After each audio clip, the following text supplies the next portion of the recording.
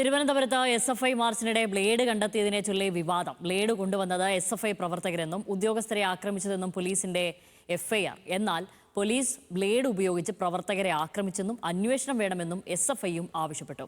Blade ഉപയോഗിച്ചുള്ള സമരരീതി അംഗീകരിക്കാനാകില്ലെന്നും അന്വേഷിക്കുമെന്നും മന്ത്രി രമേശ് ചെന്നിത്തലയും വ്യക്തമാക്കി.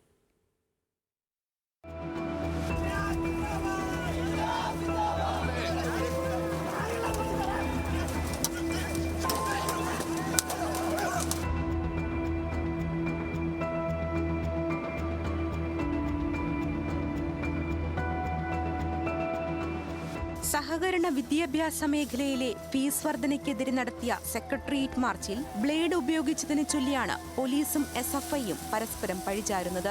മാർച്ച് സമരഗേറ്റിൽ എത്തിയപ്പോൾ തന്നെ പോലീസുമായി ഉന്തും തള്ളുമുണ്ടായി. ഇതിനിടെ SFI പ്രവർത്തകർ ബ്ലേഡ് ഉപയോഗിച്ച് ആക്രമിച്ചുവെന്നാണ് പോലീസിന്റെ വാദം. സമരസ്ഥലത്ത് നിന്ന് ബ്ലേഡുകൾ പോലീസ് കണ്ടെടുക്കുകയും ചെയ്തിരുന്നു. മാർച്ച് തടയാൻ സ്ഥാപിച്ചിരുന്ന ബാരിക്കേഡുകൾ കെട്ടിയിരുന്ന കയർ ബ്ലേഡ് ഉപയോഗിച്ച് പ്രവർത്തകർ അറുത്തുമാറ്റാൻ ശ്രമിച്ചെന്നാണ് FIR. കന്റോൺമെന്റ് SHO ശ്രീകുമാർ ഉൾപ്പെടെ 5 പോലീസുകാരെ ആക്രമിച്ചെന്നും 10,000 രൂപയുടെ നാശനഷ്ടം ഉണ്ടാക്കിയതായും FIR-ലുണ്ട്. സംസ്ഥാന ഭാരവാഹികൾ ഉൾപ്പെടെ 10 പേർക്കെതിരെ പോലീസ് കേസെടുത്തിട്ടുണ്ട്. പോലീസിനെ പിന്തുണച്ച് ആഭ്യന്തരമന്ത്രി രമേശ് ചെന്നിത്തല രംഗത്ത് വന്നു. ബ്ലേഡ് കൊണ്ടുവന്നത് ആരാണെങ്കിലും പിടിക്കുമെന്നും ലാത്തിയും തോക്കുമുള്ള പോലീസിന് ബ്ലേഡിന്റെ ആവശ്യമില്ലെന്നും ചെന്നിത്തല.